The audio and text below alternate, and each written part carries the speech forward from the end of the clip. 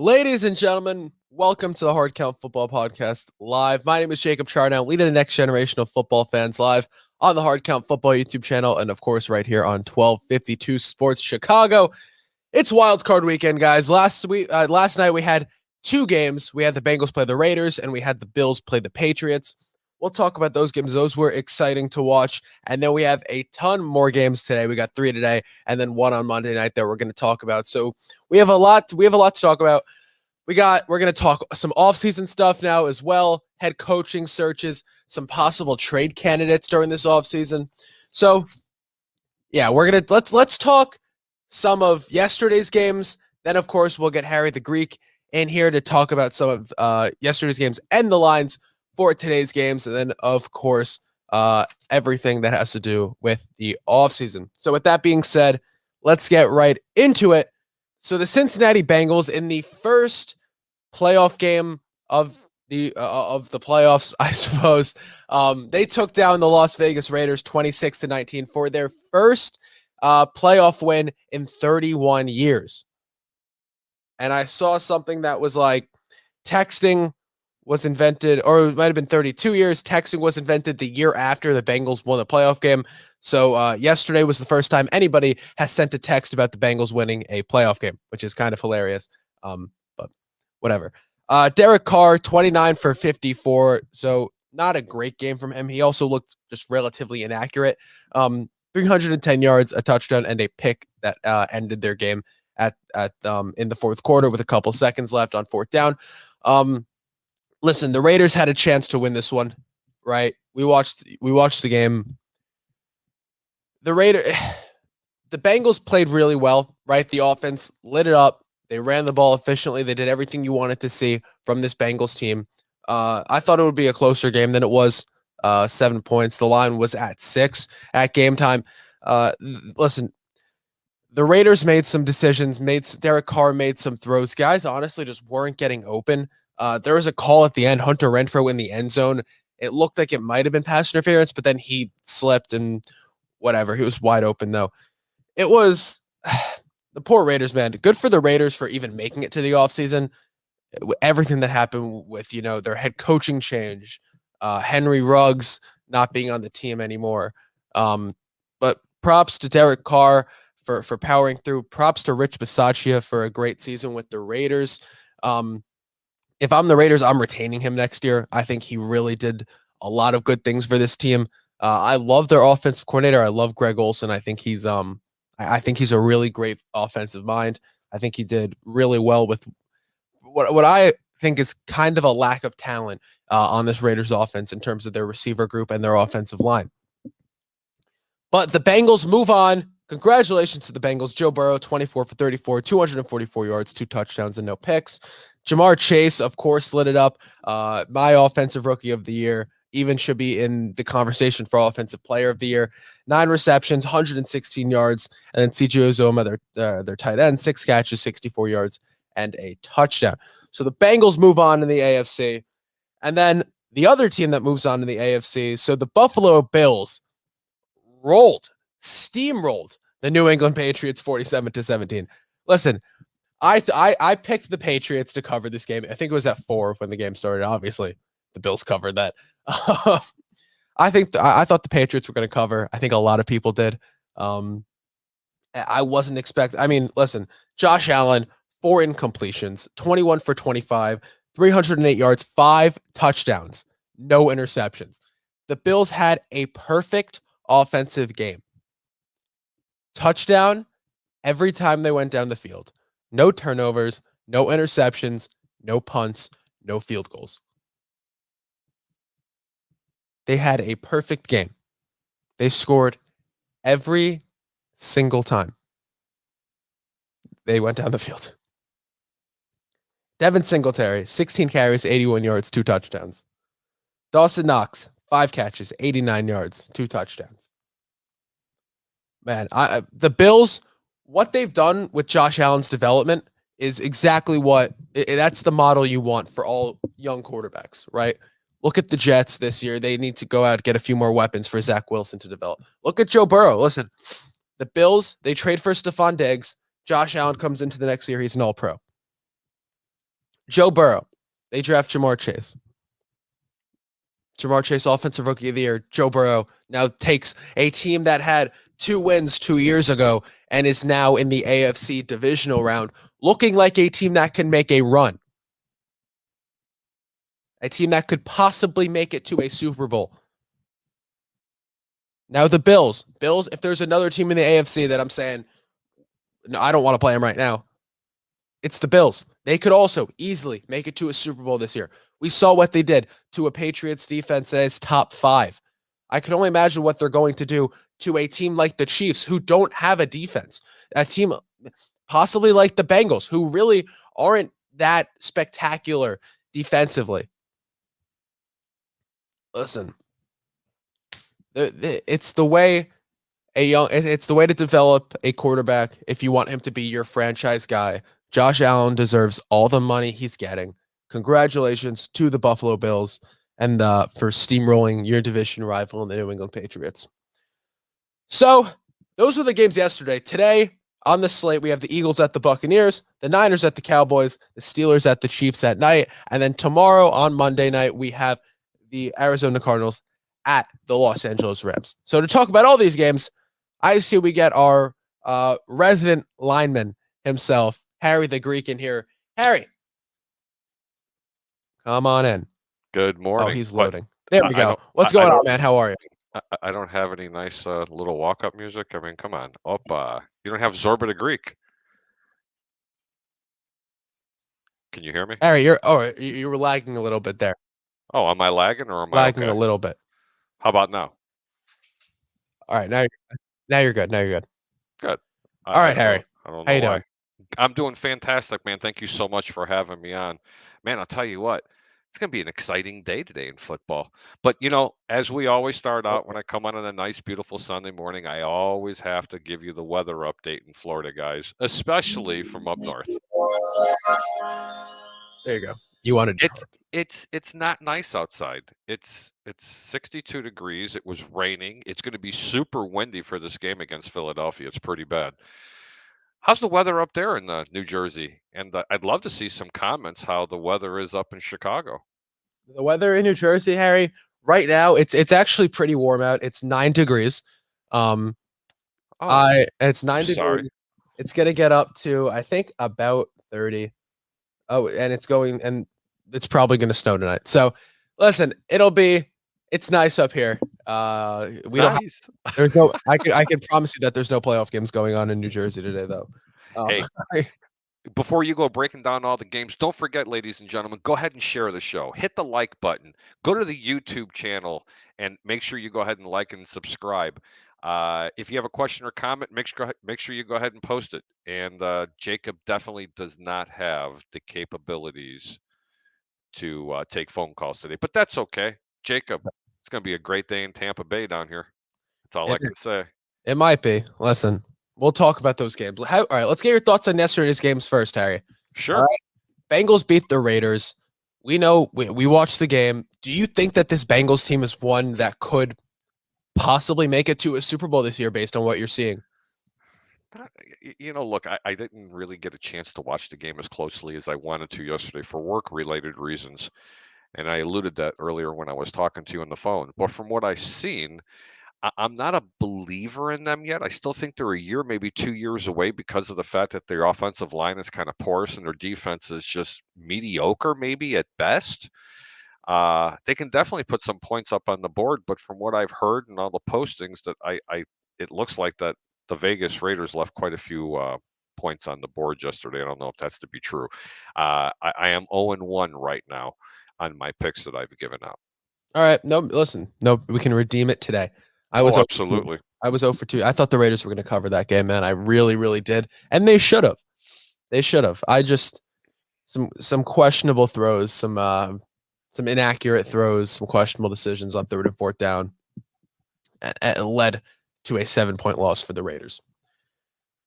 Harry, and then you watched that game last night for sure. There's no way you missed that one, right? The Bills, I mean, they decimated New England, right? Well, what did you think about this game? They crushed them. It was from the start of the game on. But one thing I will say about Mac Jones, I don't ever give him any credit. He's getting his ass handed to him yesterday. He was getting pounded back there. I mean, they were beating him like a redheaded stepchild at a family reunion.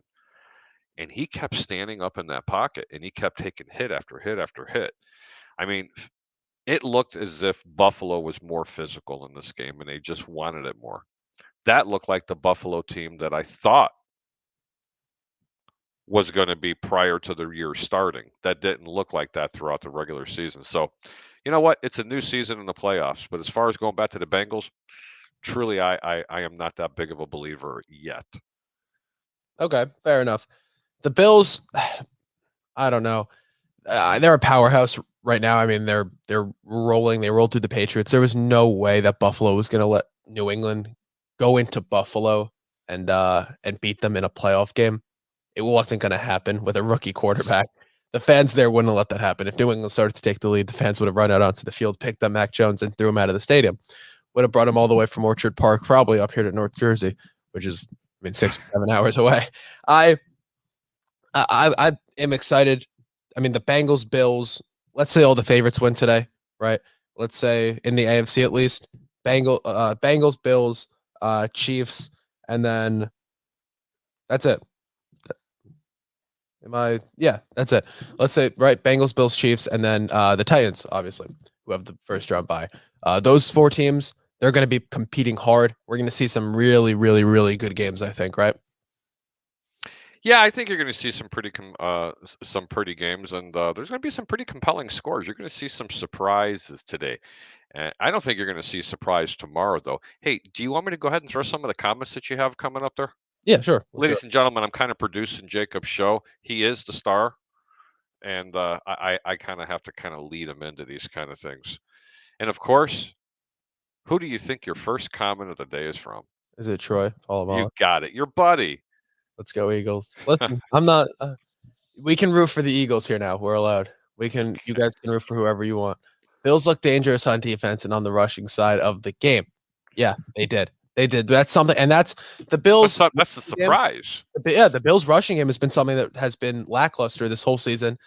When you finally stick to the run, you see what happens. I know it's because they were up by a lot, but you really start sticking to the run. Devin Singletary, he's kind of, I mean, he's shaping his way into maybe an RB2 role next season. I still think they should bring in a big time running back that can really take this offense to new heights. But Singletary has really played, in my opinion, out of his talent level the last couple weeks, and especially last night. How Bill Belichick has fallen. Yeah. I mean, that's rookie quarterback, a defense that just really couldn't stop anybody. Bills Bengals next week. Well, is it Bills Bengals next week? Is that what it's going to be? You know what? That is a great question. I'm not really quite sure. I haven't gone that far out, but if Fat Mike says it, trust me, he's usually pretty damn close. Troy Polamalu says it is a forecasted for the Bucks to lose. I wouldn't say it's forecasted, but the trend is showing that this game is going to be a lot closer. This line started out at 10, and in some books it's already all the way down to 7. The That's over and but yeah. and you know what? The over and under is actually going up a point. Let me give you a little scenario. Earlier in the week, um, I was talking about it on the sports web with Peter Blake, and I said this game was like 9.5 or 10 points. And if you'd like Tampa Bay to go ahead and cover it, play the under because Philadelphia wasn't going to score. However, if Philadelphia does cover and you like them and take the points, go ahead and play the over.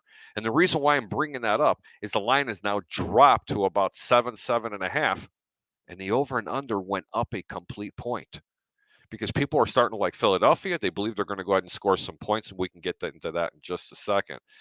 Fat Mike, oops, I don't know what happened here. Fat Mike says Chicago is gorgeous right now. Sure, it is. 17 degrees.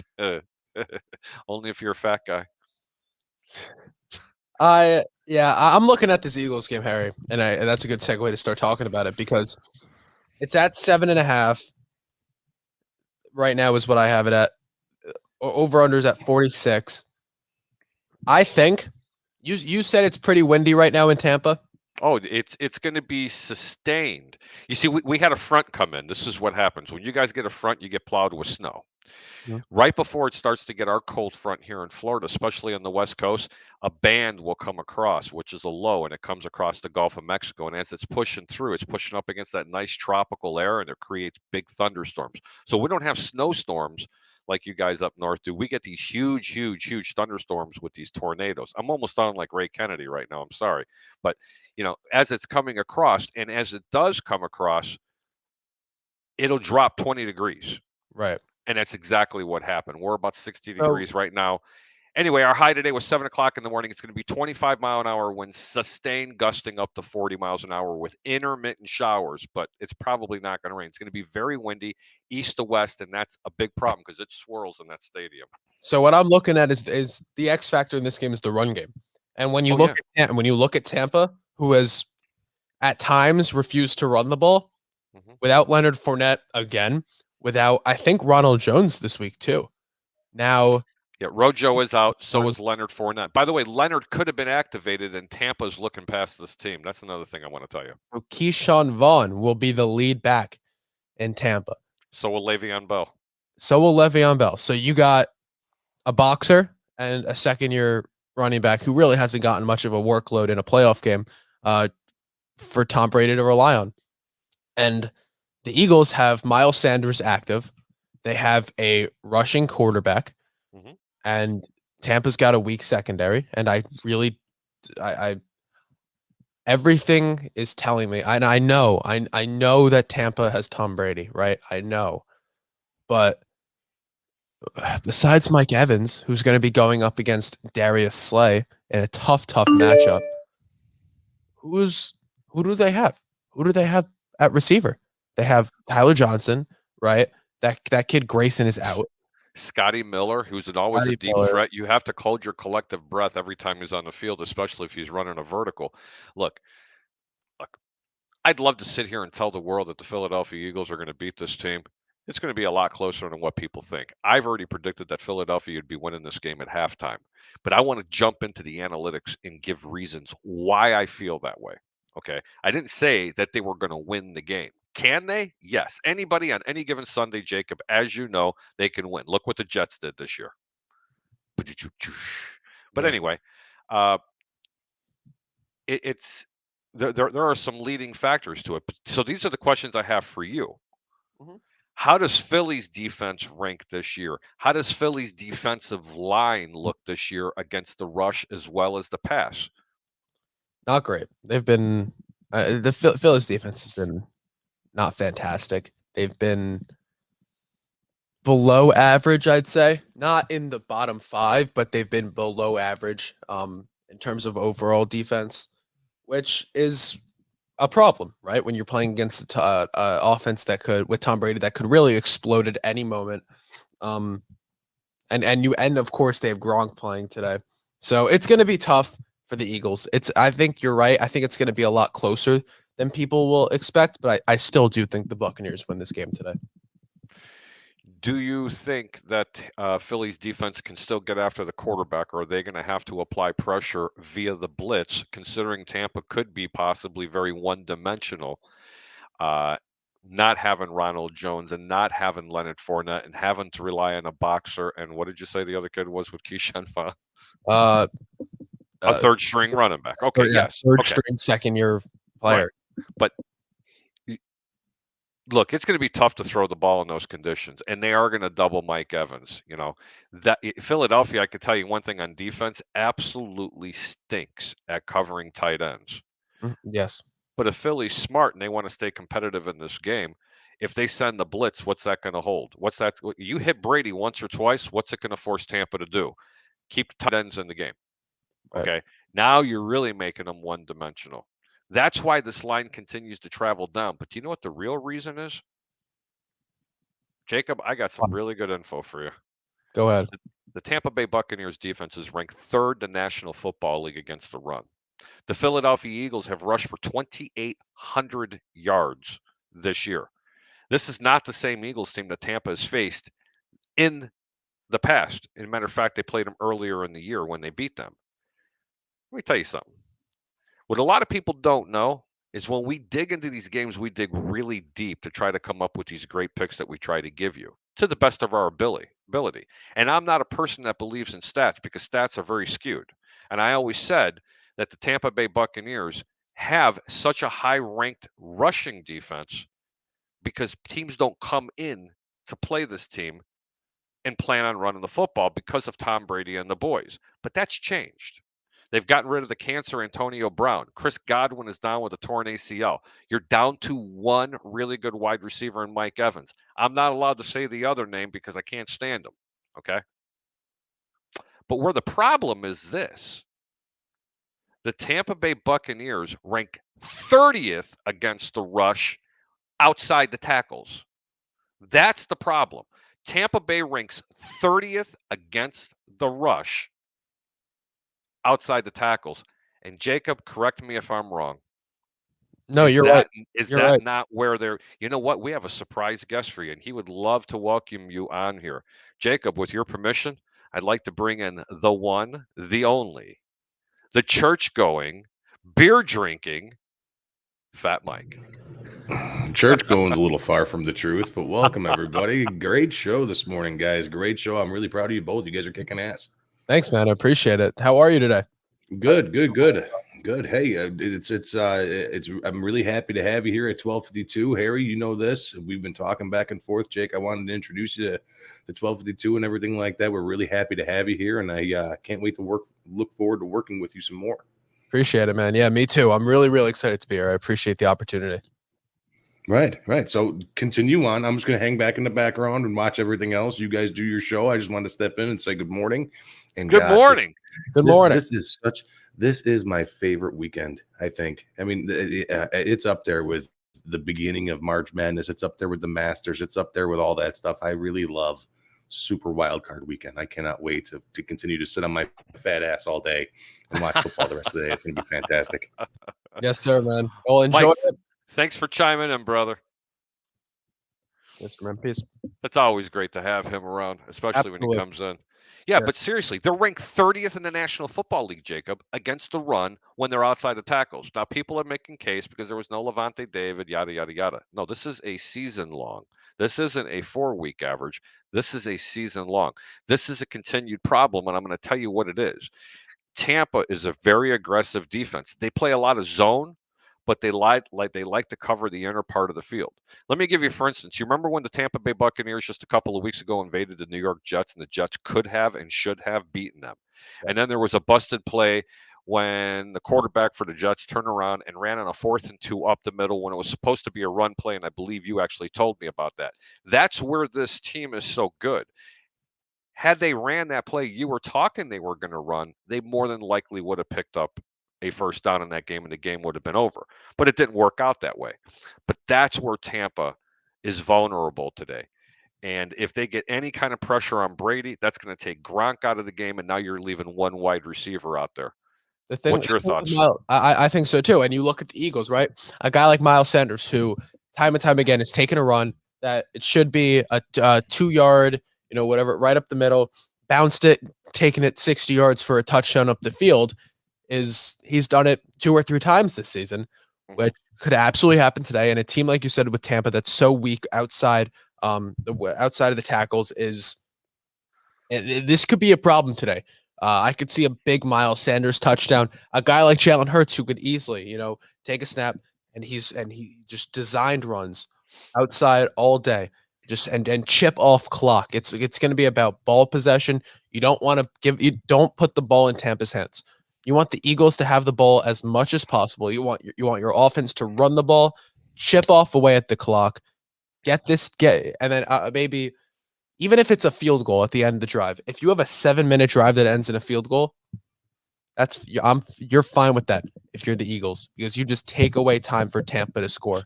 So what do you like here, Jacob? I like. Do you like the Eagles covering? I like the Eagles to cover the game, but the Buccaneers to win. Okay. What do you like in the first half, and do you like the over/under for the game? I don't know. I don't have any bets for the first half, and I think if the Eagles cover, I think the game goes over. What's my motto? Keep your bets low and your returns high, correct? Yeah. Put the Eagles on the money line first half, because you're going to get almost 3-1 in your money. It's that obnoxious. I'm not kidding you. Make a first half bet, make it very, very, very small because the returns are tenfold. Because look, Tampa Bay has a propensity of not covering games, especially in the first half when they're playing down to the level of another team. And for those reasons why I've given you, especially because of the defense, not being able to stop the run, especially outside the tackles, and having a quarterback like Jalen Hurts, who can not only throw the ball 80 yards downfield, but he's accurate as hell, especially when he's on the move, rolling out of the pocket.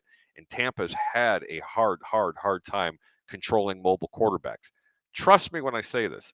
Tampa is a far superior team, but really plays down to the levels. This game, Jacob, reminds me of the Washington game last year.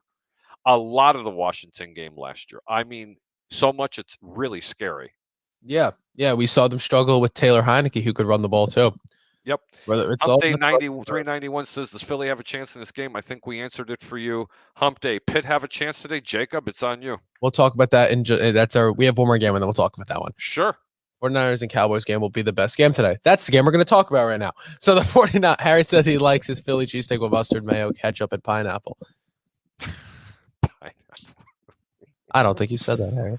No, I don't think I said that. What I did say is add a little onion, a little more onion, hold the green peppers, add a whole bunch of onion, and give me a little bit of mayo and just a little line of ketchup. Oh my God, it's perfect. Now, Mike is probably throwing up in the back room because I like my hot dogs with ketchup on them too. Look, hey, I see him smiling in the back. I got to bring him in for this one. What'd you think of that, Mike? You're a communist, is what I think about that. Bye. That's what No, that's a Chicago thing. You wouldn't understand, Jacob. Yeah. Listen, this 49er, we'll talk this 49ers Cowboys game. 49ers right now are 3-point underdogs. And the point total is 51 here, Harry. And I have heard everybody, everywhere. This is everyone's favorite game to make money on today. Everyone's bet the Niners. Everyone's saying, bet the Niners, bet the Niners. Throw it on the Niners. Bet the house on the Niners. Push it all in. With both feet. With both feet, Harry. And hands. Make sure you don't leave any chips on the table. All in, baby. Not only in this game do I not like the Niners. Oh, and my opinion has changed on this because I was all in on the Niners here. Please tell me, oh wise one. Not only do I not like the Niners, Harry, this over that everybody's touting. I like the under in this game too. In fact, I love the under in this game. You're killing me, Smalls. I know you're going to go against me in both ways. I know both ways are going against me. But hold on. I want facts. Why? Because I've got this whole sheet of paper that I prepared just for you. Look at that, baby. Look, all the way up and down. Yep. And those are all the reasons why Dallas doesn't win this game. And their favorite. Go ahead. Please entertain me, sir. Listen, I've heard, and I think Deebo Samuel's a great player. I think he's probably the most dangerous weapon you can have on your team right now. The fact that he's a great receiver and he can run the ball. He can do it all, right? Yep. This Cowboys pass rush and this Cowboys run stop has been really good the last couple weeks of the season. Micah Parsons, who has been not just the defensive rookie of the year. If TJ Watt wasn't playing, he would be the defensive player of the year, in my opinion. I know Trevon Diggs is overrated as hell, right? He can catch the ball, right? He can intercept it, but he gives up the most yards of any cornerback in the entire league. Oh, you're stealing my thunder, son. You're stealing my thunder. Stay away from Trevon Diggs. They keep targeting him. Mm-hmm. My thing is that Jimmy G is not playing. He's not playing fully healthy today. Nope, he's not. That I know. He didn't last week either. Let me know when you're done. No, I know. Jimmy G not playing healthy. I know last week happened and whatever. This Cowboys offense is ready to put up possibly 30 plus points. I can't see a way that the Niners offense is going to be able to outscore the Cowboys. That's honestly, I don't think that the Cowboys offense, I don't think the Niners offense with Jimmy G will be able to outscore Dak and the Cowboys today, man. I really don't. Then now let's hear your reasoning on why I am so wrong. No, I don't think you're wrong. This is what's so great about doing these shows is because we can have two different opinions and be respectful about it. I'm going to be so respectful. I'm just going to take you out of here. See you later. I'm kidding. I'm only kidding you. I always wanted to do that. It's not even my show, but that's okay. Hey, I got the control booth. You have the controls. Jacob, when you think of the 49ers, what do they do really good at on the offensive side of the football? They can run it. They can run the ball. Okay. Would you? How many games would you say Jimmy Garoppolo missed this year? I think when he missed 4 or 5. Okay. You know, he's thrown for 3,800 yards. Mm-hmm. Hold on. They're known as a running football team that threw for 3,800 yards. Yeah. Let me repeat that. 3,800 yards. So they can throw with the best teams in the National Football League. Mm-hmm. Dak Prescott has thrown for 4,400 yards. Yes, there's a disparaging difference, and I'm not talking about touchdown to interception ratios because Dak is at 37-10. Jimmy's at 20-12. But Mitchell is just shy of 1,000 yards rushing right now. Now let's talk about Dallas. And I'm going to give you the reasons why I think that the Dallas Cowboys aren't going to win this game. The first 6 games of the season, you remember the first game, Jacob, that was against the Tampa Bay Buccaneers? I do.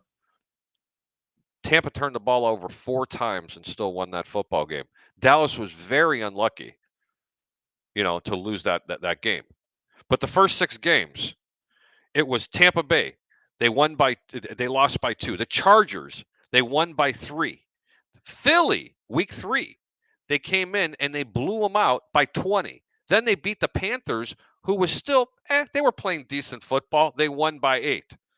Then they played the Giants and won by 24. And then their only convincing win to a struggling team that didn't start to turning on, which was the New England Patriots, they beat them by 6. Okay? The teams that they lost to, Tampa Bay, Denver, Kansas City, Raiders, Arizona. Those 5 teams that they lost to were the only 5 teams on that schedule that actually did something this year. And Denver didn't. Tampa Bay's in the playoffs. Kansas City's in the playoffs. The Raiders were in the playoffs. Arizona's in the playoffs. The rest of these teams, they were supposed to be. And I understand, Jacob, that they can only play the teams that are on their schedule. Reasons for Dallas is not going to win. You're right. Trayvon Diggs has given up more yards than any DB. However, he does lead the league in interceptions. So that means he's either getting a pick 6 or he's giving up 6. We call that the Jameis Winston of DBs. Plain and simple. The running game, they forgot what it was. Ezekiel Elliott's got 1,000 yards rushing with 10 TDs on 237 attempts, and they're trying to sprinkle in Pollard. I like Pollard, but why are they doing that? Because Ezekiel Elliott is still one of the best running backs in the National Football League. All they got to do is feed him the ball. Here's the problem, Jacob. They're trying to throw the football to him. They have over 100 passes thrown to the running backs out of the backfield. Pollard has been targeted 46 times and caught 39 passes. Elliott has been thrown 65 times and has only caught 47. And that's because you're not getting the repetitions in the game. If Dallas goes to a run-first mentality, they will beat Frisco, but they can't help themselves. Jimmy Garoppolo can keep up with this offense. San Francisco doesn't only win, they beat the brakes off this team today. Really? Harry, so I understand that they're a 3-point favorite, Jacob. Yeah. 12-5 team to a team that had to sneak into the playoffs. Why you got to ask yourself this question? Vegas isn't stupid. It's a matchup nightmare right now for the Cowboys. I understand that they're 3-point favorite. That means they would be an underdog if they were in San Fran. This is a 12-5 football team. Let me repeat it. 12-5. What is San Fran? I think they're 10-7. There's 2 other games that they didn't win. This is what I'm trying to get the general public to understand. The Dallas Cowboys, they think it's a gift from the gambling gods. They're only 3-point favorites. The mighty Dallas Cowboys. Mm-hmm. Be very scared. Because if Dallas was a true favorite in this game, they'd be 6 or 7 points like the Buccaneers are. Even my cat agrees. Say hello, Zipper. Listen, Harry, here's Here, my thing. Dallas, that's for you. The Cowboys only beat however many teams. All right, the Eagles were the only team they beat that were in the playoffs. Right. We look at the Niners, though. Right. Let's look at the teams that the Niners have beat and they've lost to. Great. Okay? The Niners have beat the Lions week 1. They beat the Eagles week 2 before the Eagles and they only won that game by 6. And the Eagles are another team who kind of just snuck in. Lost to the Packers, lost to the Seahawks twice. Both times they played, I believe. They lost to the Cardinals, lost to the Colts, who didn't even make the playoffs. They beat the Bears. So that's, I mean, they're not a playoff team. Lost to the Cardinals again. Oh, by the way, the Bears were winning in that game too, by the way. Right. And the I think the one impressive win on their schedule for me was when they beat the brakes off the Rams in November. That was it. And the Rams are also a super inconsistent team that we'll talk about in a little bit. Yeah, and you know, I know where you're going to with this, but and my last thing, the last reason I wanted to give Jacob was Micah Parsons, arguably one of the best linebackers in football. Sucks against covering people in the passing game. Yeah.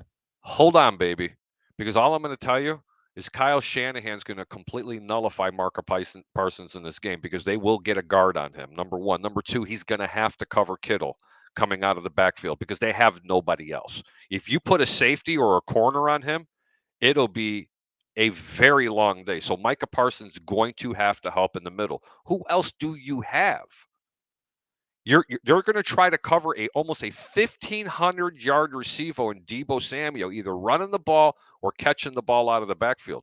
This is scary, man. It's all about matchups. All I'm saying is I am literally, I feel like a dog with rabies foaming at the mouth. Cannot wait to get my money in on this game.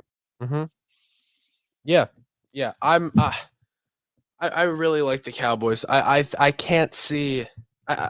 It could easily listen.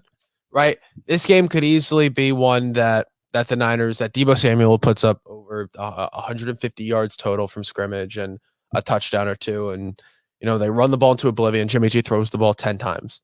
Right, I think this Cowboys offense is so good. I think that they're hated on more because they're the Cowboys, because they're so closely watched in terms of every other fan base, right? Because no one cares when they'll drop a 50 burger on a team with a solid defense. It'll be when they struggle against a team like the Cardinals, or they struggle in a game. I think this Micah Parsons, whether or not he has to cover George Kittle, right? Whether or not George Kittle explodes, George Kittle could go for over 100 yards, and this team still only puts up 17 points. They're going to put up some points, buddy. I mean, listen, this Dallas team, there's only so much lipstick on a pig you can put on there. You're not going to be able to hang. Look, you know what? In baseball, listen, Jacob, you're one of the youngest guys that I'll ever associate with, and especially trying to contradict or even having an intelligent conversation about, actual sports. That is how much I respect your opinion. In baseball, when you go into the playoffs, what usually dominates?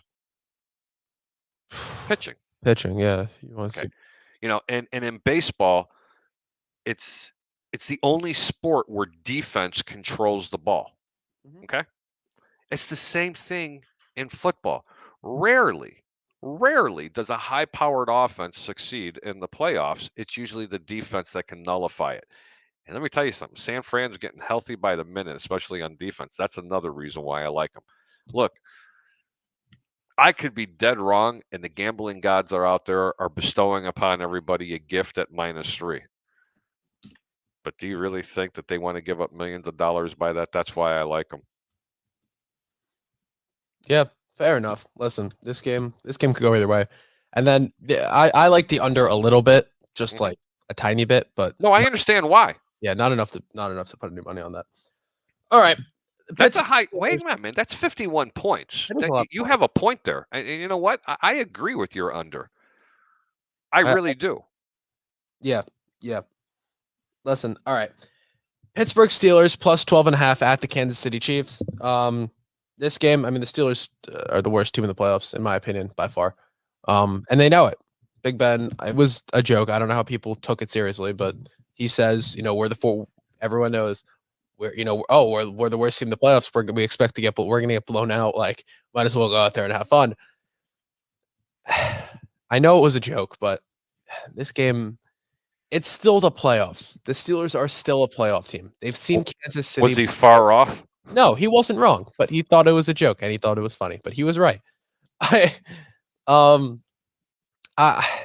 is still the playoffs, so I don't want to say like the Steelers are going to lose by 50 because whatever.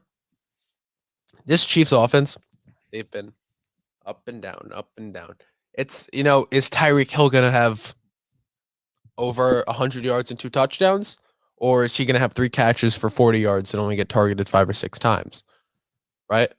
Is Travis Kelce going to put up big numbers? He always puts up big numbers. Is the Steelers offense going to be one that comes out and falls flat on its face like usual, or are they going to come out and they're going to play with some fight, getting Juju Smith-Schuster back? Is he actually playing, though? Because that's a significant difference. He is playing? He's playing. Wow. You have now Deontay Johnson and Juju and Claypool. So you have your big 3 receivers playing. You have Najee Harris playing today. He's healthy. He's off the injury report. You have Big Ben playing to win in his final game. What could be his final game. And a defense that's not as great as they were last year, not great all year, but they're coming to fight. They want to eat a little bit, right? TJ Watt he wants to hit Mahomes. I promise you that. But Mahomes, the Chiefs, could this be a game that they're overlooking, Harry? Could this be a Steelers team that sneaks up and covers that 12.5, makes this a close game? 12.5 is a lot of points for a playoff game, Harry. It is. It really is. First off, Kansas City hasn't been winning because of their offense. Kansas City in the second half of the year has been winning because of the defense, despite how many turnovers Patrick Mahomes has been giving to the opposing teams. There's a reason why this game is 46 for a total. And all their star power for the Pittsburgh Steelers is getting back, especially with Claypool and Juju Smith-Schuster and Najee Harris coming back. I mean, God, just by you telling me that, it's just, I've had Kansas City lay the wood. I'm going to go to Texas and say, I can't make my mind up in this game. Just sit back and enjoy. But why isn't the game going to go over?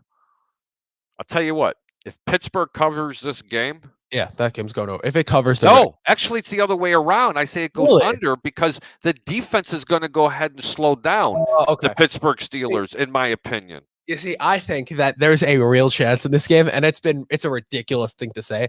I think there's a real chance that Pittsburgh scores a lot more points here. I think that this could be the most points they've scored all year. Then the game does go over, because I only figure the only way Pittsburgh actually covers this game if Kansas City, say, wins 20-13, 16-12, one of those type of games, for the defense. Okay. Otherwise, I might see a 30-10 game, with a garbage touchdown at the end, something like that. See, what I see happening is with Juju back, and this is why if Juju wasn't playing, I was saying take the under. But the fact that Juju is playing now, right? You fill that slot role that Deontay Johnson has had to fill for a lot of this season. Now you start to have 2 guys in Claypool and Deontay Johnson that can really extend the field. And I know Big Ben can't really throw deep anymore, but he can still throw a nice 40-yard pass. So I think that having Deontay Johnson to extend the field, having Chase Claypool along the sideline, they could really score quickly. Najee Harris could have a big day because Kansas City, I think we could see Najee Harris really expose this Chiefs run defense, and they really put up some points today. The Kansas City Chiefs, they play really good against the run, and they're playing really good, especially in the secondary against the pass. But where they really hurt a little bit is up the middle on the passing, especially into the slot. And since they are going to be getting healthy, especially in the slot portion of it, you're making some very, very compelling arguments, but I still don't think it's enough. No. I think Kansas City, the number is dead correct. That's why I'm going to say go to Texas on this game. But this might be a second half bet. This really could be a second half bet. What I do worry about, let's see what it looks like. Yeah. What I do worry about is like with the over, with more leaning towards the under with it, is like this offense could be one that's also looking to just chip off time. 4-yard passes out, 5-yard passes out, getting out of bounds, not getting out of bounds, sorry, just slowing the clock down, running the ball on first down and second down, and then throwing a 4-yard out to get the first down on third down and slowing the game down Yeah. so Mahomes can't just explode. I think that's a real possibility, and if that does happen, then the under is gonna hit, Let which me is tell you something. If they could have a chance to make Mahomes roll to his left rather than his right, that hurts him. Yeah. Also, if they push him to his right, push him all the way down the sidelines to his right, because then he has to throw across his body, and that's where 2/3 of his interceptions come from. Yeah. Hey, you got some comments starting to back up. I'm going to go ahead and put them in Bring 'em here in for before you. we get this last Fat one. Mike says, "Go Eagles! I'm really hoping they knock out Tampa Bay. Tampa Bay. I'm so sick of the Tampa Bay garbage." Adam Padermo Rivera says, "Bengals will travel That's what to I thought. Tennessee." So that's what I Yep. thought. So the Bengals traveling to Tennessee could be big because the Bengals, I think, could beat the Titans. I don't think they'd be able to beat the Bills right now. If KC wins tonight, Bills travel to Kansas City. That'll be a good game. Wow. Troy Polamalu said, "Harry said he took a DNA test and found out he's 70% Italiano. Welcome to La Familia." How? Okay, yeah. Fai scatta Malacca. You know what that means? Okay. Adam Padermo says Tampa and the Eagles game will be sloppy game. No Fournette for Tampa today. I don't think it's going to be that sloppy. I think it's going to be wet on the field. It's not going to be raining after 1 o'clock, but it's going to be very, very windy. Good insight.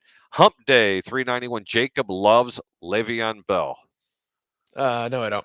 Actually, whatever. I have no opinion on Le'Veon right now. Adam Padermo says Brady will be relying on Gronk today. That's a very good point. But as I was alluding to from before, if Philadelphia can't get pressure on Tom Brady, what do they do best? They blitz. And believe me, Who's really gotten pressure on Tom Brady this year, though? oh my God, there was one particular game that made that offensive line look very pedestrian. And I'm trying to remember. Jets really put some pressure on Brady. The Jets got to him, and anytime you get pressure on Tom Brady, it forces them to put in that is good with has good D tackles, and because the Tampa has two really good tackles. They don't They have got the best offensive line in football, bro. They do. Starting with Wirfs. You can really penetrate the middle of this Tampa offensive line, dude. If you have some good D tackles, we saw Quinnen Williams get to Tom Brady, and if you put a little bit of pressure on the outside, it opens up this middle to really get in on Tom Brady. Yep. But that's high. I mean, Gronk is supposed to have a big day today because Philadelphia is absolutely horrible at covering tight ends. However, they can nullify that by putting pressure on them by sending the blitz, and that's going to force them to keep Gronk in the game. Yeah. Troy Polamalu says, "Me and Big Mike are going to church later." Let me repeat that. Me and Big Mike are going to church later. Troy Polamalu. Oh, God. Troy also says, Big Mike loves singing at the choir when he goes to church. I got to put that up there again. Big Mike loves singing at the choir when he goes to church. You should hear his voice, ladies and gentlemen. He's actually a soprano. His wife grabs a couple and she squeezes, and they just get really, really high voice. Hard Count Football on YouTube. That's Mike guy. That's my commenting from the show. This Big Mike guy seems like a really holy dude. Luckily, Fat Mike isn't a Bible boy and keeps things real. The Sports Web, that's pretty good. Troy Polamalu says, "Leave Trayvon Diggs alone." Why? Did we find a little bit of a soft spot for you there, Troy? Harry said, "If the Eagles win, he will buy unlimited Philly cheesesteaks for a week." Thank you, Uncle. Only for you, Troy. Wait a minute, Troy. I offered you a dinner, okay, at the best restaurant at the Hard Rock Casino here in Tampa. All you had to do was show up. Just show up. You couldn't even do that. And the only thing you had to do was make an appearance on one of our shows. You couldn't even do that. So no Philly cheesesteak for you, buddy. Tampa Bay. The Sports Web says, "I want to see Big Ben of old and knock out KC. I know it's not going to happen, but it could." TJ Watt should be MVP. Hopefully the Chiefs send out Big Ben and some stretchers. Ooh. Christopher Cole says 49ers will win and the Steelers will make a game of possibly pulling out an upset. Chris, I think that's more of a wish list for you because you don't really want to face Kansas City in the Super Bowl, which is understandable. But the problem is Tampa Bay has to still get there. No, you know who Tampa shouldn't want to face in the Super Bowl is the Buffalo Bills. Because man, I think that game wouldn't even really be close. Yep. And one of the newest members of the Over Under show, Christian, Harry's repping the South Side, LFG. That's right, baby. Only good guys wear black, even on Sunday morning. You see that, Mike? Only good guys wear black. They don't sit up in the North Side. Are you giving me the number one? Oh yeah, he did. He gave me the number one. I like that. Facebook user, good morning, fellows. Facebook user says Trevon, wide receiver Diggs, laughing my ass off. And Adam, the last comment so far is Adam Padermo, 125. What's he mean by that? I don't know.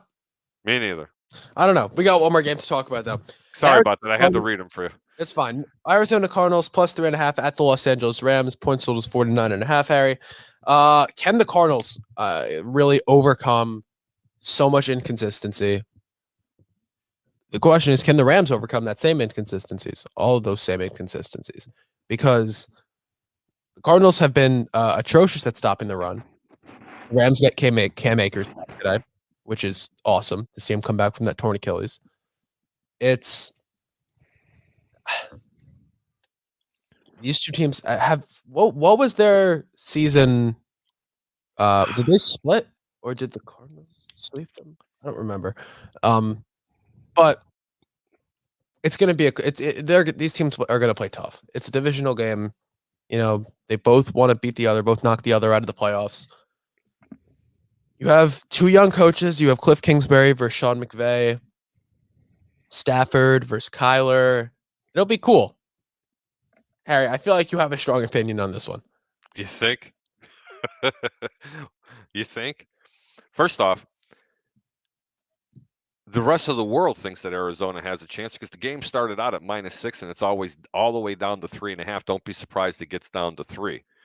Keep waiting, folks. Wait till game time and pray for 3, even 2.5, and bet the hell out of the Rams in this game. I'm going to tell you again, this is the best team in the National Football League. They just don't know it. Period. They just don't know it. They're not playing like it is. The LA Rams have absolutely sold their soul to the devil by acquiring all these players. Sometimes they don't mesh well together, but you know what? The star quality is going to show out today. Kyler Murray, I'm predicting it. Look at some futures and look at some prop bets because Kyler Murray's not going to throw 1 pick today. He's going to throw 2. And they're going to have a total of not 1, 2, 3. They're going to have 4 turnovers total in this game. The Rams will show you why they have that type of defense. And look for more than 3 sacks by the Rams defense on Kyler Murray. And my big boy, the defensive tackle, the best player, the best tackle in the National Football League, Mr. Aaron Donald, is going to come up with a couple of sacks in this game. It's going to be ugly. And this is a game, it's just like playing poker. I want to go full screen when I do this. When you play poker and you got pocket aces and there's 2 more on the board when it came out on the flop, you take one hand like this and you cup it and you grab the other hand like this and you shove all your chips in.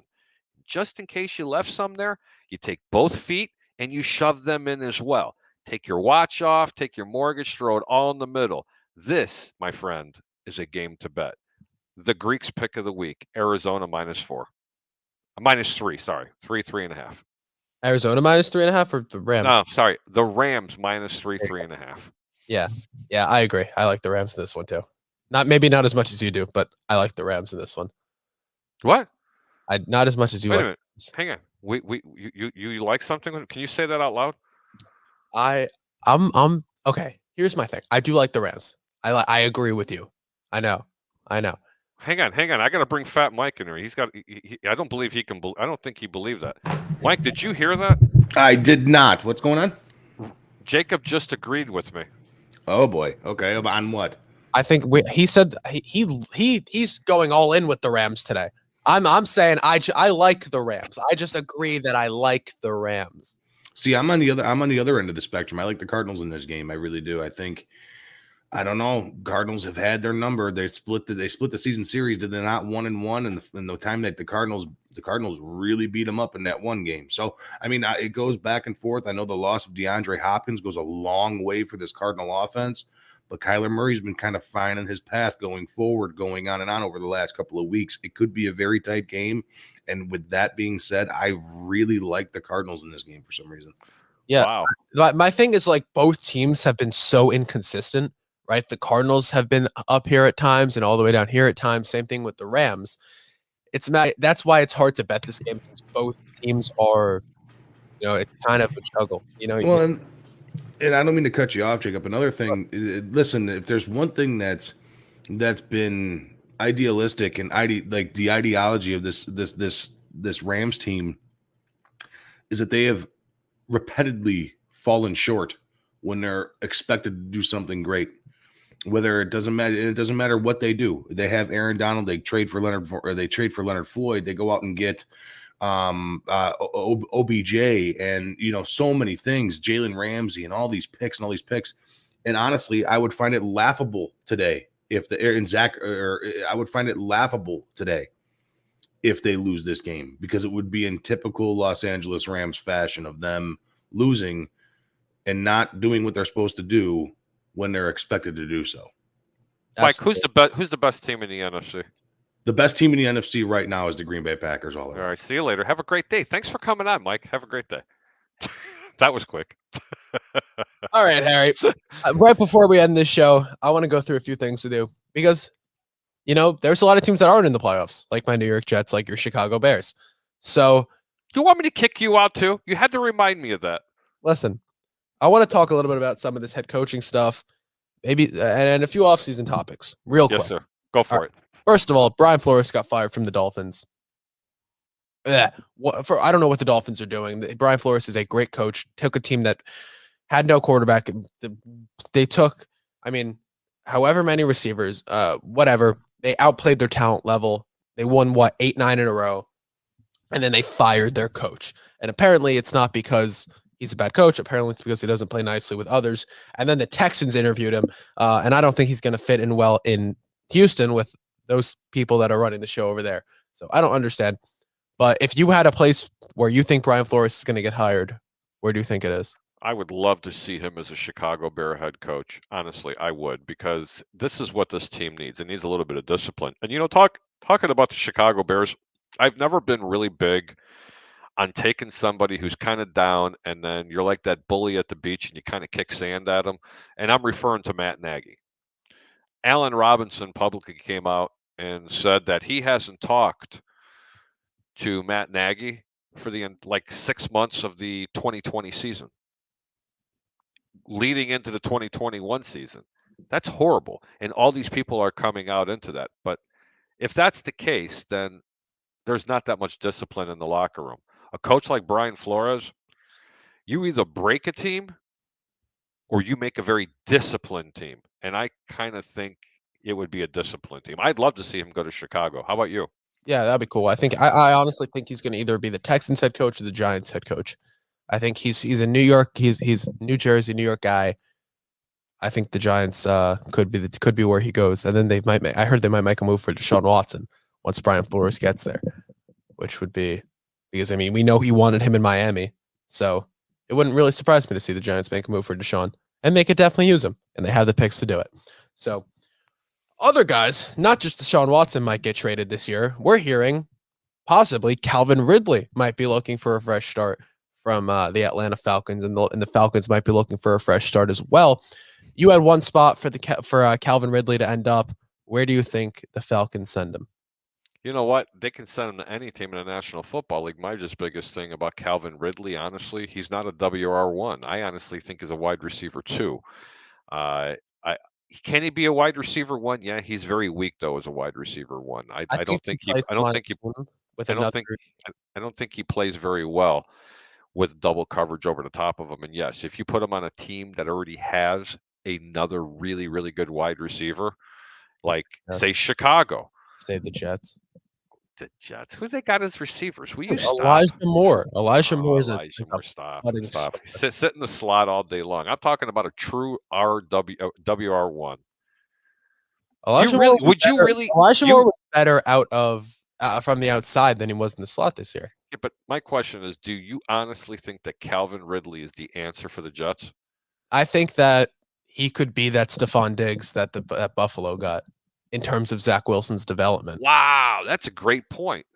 I think that could be huge for him because it starts to open up the field. So you think he's that good? You think he's that type of receiver? He could be a WR1. Yeah, I 100% think so. Wow, that's very interesting, Jacob. I think the Jets need to pursue offensive weapons, whoever's available. And then the other guy that I heard might be available is DK Metcalf, might be on the trade market this year. Now that's a wide receiver one, sir. And I think getting DK Metcalf, who he can really get open, and be a great target for Zach Wilson for I think it's a cheaper cap hit than what I think Calvin Ridley's $11 million and DK's only $1 million because he's still on that deal. Listen, whoever if I had to choose between the two, it'd be DK Metcalf. Look, I know a lot of people will think that Calvin Ridley is a number 1 wide receiver. He's not. He's not. He doesn't do well in a double team. He doesn't get in and out of his breaks really well. I watch a lot of coaches' tape. Is he a talented wide receiver? Absolutely. And you are correct. If you put him and pair him up with another wide receiver that forces you to play what they call a schemed double team where they're not actually on you 24/7 because they have to worry about anything coming across the middle and crossing patterns. Yeah, he's a hell of a wide receiver. Great talent. One of the better talents in the National Football League, but does not play well as a true WR1. I think also the Jets need to make a move towards a guy like, if Dalton Schultz can become available this offseason, I would pay him all the money. Draft a good tight end. You want to just get offensive weapons in the building. I think we draft defense, keep it young. You can pay some guys that are good, but you really just have to get those offensive weapons in for Zach right now.